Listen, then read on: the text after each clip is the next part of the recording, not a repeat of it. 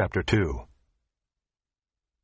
Therefore we must pay much closer attention to what we have heard, lest we drift away from it.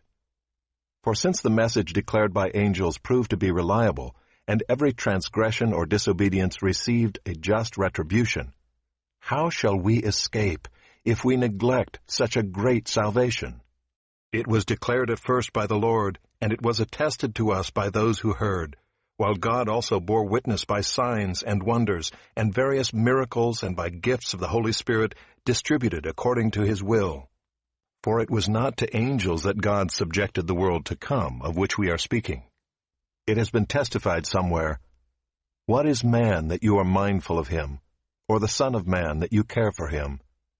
You made him for a little while lower than the angels.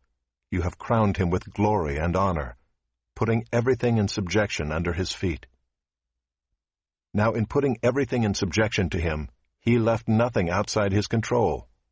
At present we do not yet see everything in subjection to him, but we see him who for a little while was made lower than the angels, namely Jesus, crowned with glory and honor because of the suffering of death, so that by the grace of God he might taste death for everyone. For it was fitting that he, for whom and by whom all things exist, in bringing many sons to glory, should make the founder of their salvation perfect through suffering. For he who sanctifies, and those who are sanctified, all have one source. That is why he is not ashamed to call them brothers, saying, "I will tell of your name to my brothers. In the midst of the congregation I will sing your praise." And again, "I will put my trust in him." And again, "Behold, I and the children God has given me."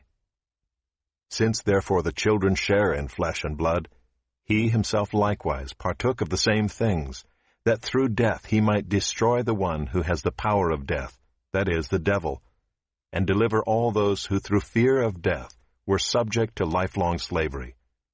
For surely it is not angels that he helps, but he helps the offspring of Abraham.